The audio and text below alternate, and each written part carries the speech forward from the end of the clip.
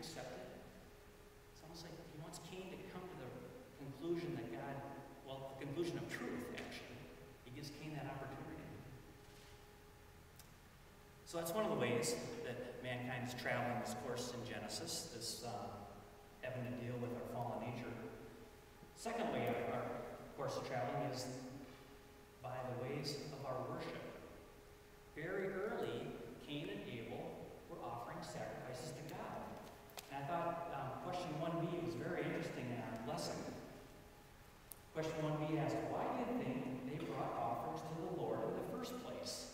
Did anybody spin on that a little bit and come up with about 5 or 6 answers? I came up with answers that included, well, maybe it was the example from their parents, Adam and Eve. Maybe because they were created in God's image and they wanted to give an offering of praise to God. It's not real clear that I can tell exactly what the offering was. Maybe it was a natural result of the state of mankind to fill that God hole. You know, maybe they were experiencing that in their life too. It's like, oh, how can I be right with God? We are not right. Let's give an offering. So whatever reason, it happened very early. A third way that mankind travels this course that's set in Genesis is, back to the ways of our two natures. And we see it pretty clearly in Adam and Eve, Cain and Abel, and on down the generational line. Cain's jealousy, pride, self-centeredness. Abel wanted to give God his first and best. Eve, even though she was deceived, in chapter 4, 25 and 26, she says, God has granted me another child in place of Abel. I could take almost some gratitude and thanks to God for that.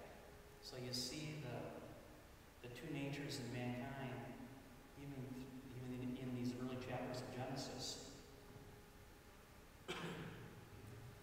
Another way that mankind travels this charted course in Genesis is by the ways of man.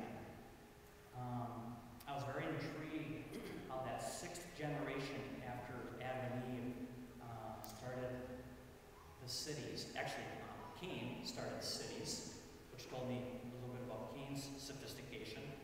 Think about what it takes to start a city, not just architecture and construction, but civic establishment, laws, a political system, safety, pretty marvelous stuff when you think about it.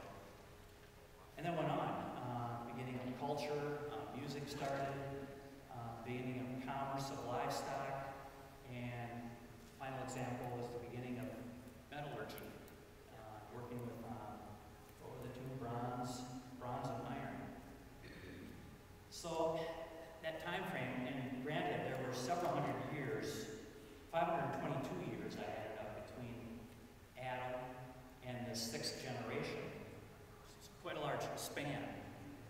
But just consider what the world was what was going on in the world those years with cities and commerce and art and culture.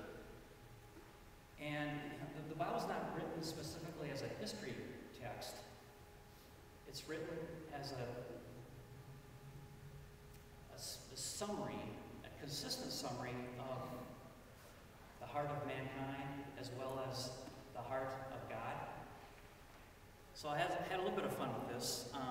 We get the picture of how the heart of man was back then. But I kind of thought a lot about cities. That's something I enjoy thinking about, and construction. But let's bring that fast forward to this year. And this is a random email I got from one of my sons that I'll show you some highlights of it. Now, Abel was building cities, and then we know not too many chapters from now, the Tower of Babel. Well, look what's going on now in the world. That is the world's tallest man-made structure. Let me try to get some of these titles for you.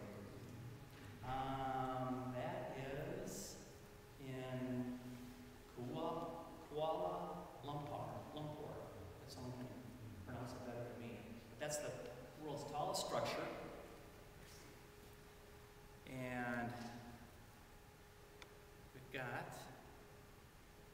Anybody recognize that from a James Bond movie from a few years ago?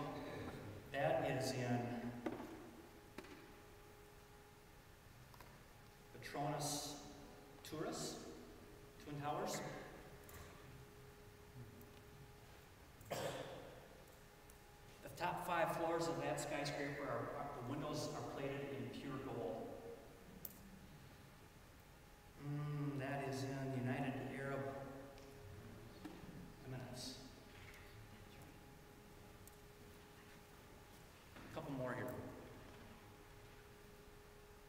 That's in Chicago. And that's the largest building designed by a woman architect.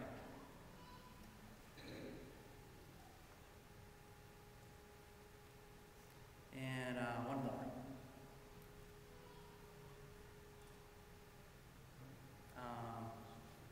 Not sure what that was called. Oh, that's a Shanghai World Financial Center. And here we think in America that the Empire State Building was the tallest building made. Well, these are all a lot taller. All right, so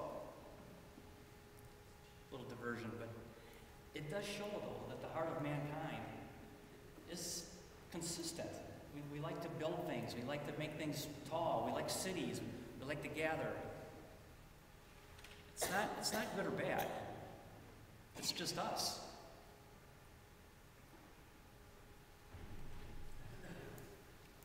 Number 5, fifth and final way that mankind travels this course in Genesis is the way of God's grace.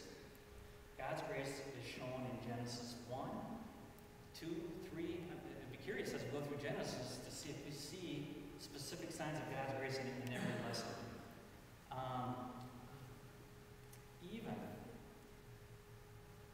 We started last week with the term proto-evangelium, and that is when God said to Satan in the form of a serpent regarding Eve's offspring, "He will crush your head, and you will strike his heel." That first hint of his son. And we see it this week in the warning to Cain, that gentle but stern warning to Cain, giving him opportunities to stop where he was heading with his attitude.